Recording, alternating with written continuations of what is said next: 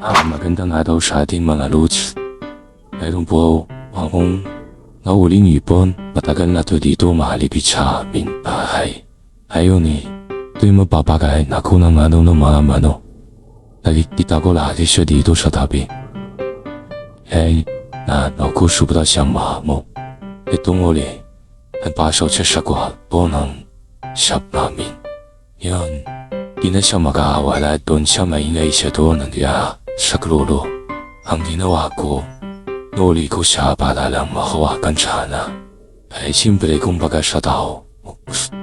Ano mo rin naman, boss. Ang ginawa ko inuli ko. Ang problema, ang nakawakan ko yung buntot niya. Kaya ang nangyari, naubos ang kanyang buntot.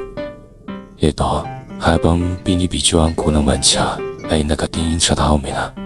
Parang nag-iisip rin siya na para yun niya, nawaan ko siya at Nakikita rin niya na binibidyoan ko siya. Nakatitig pa nga sa camera. Titig na titig siya. Parang isip niya talaga na at kay binibidyoan ko. Nakikinig lang ng maayos. Ito ba naman ang pakawan? Gusto ko rin sana na may souvenir ako sa kanya. Kailangan ko rin. Dahil sa naawa ko, pinakawalan ko na lang siya para maging malaya naman siya at makakain na maayos kumpara sa akin. Pero iniisip ko baka mamatay lang siya dito sa akin.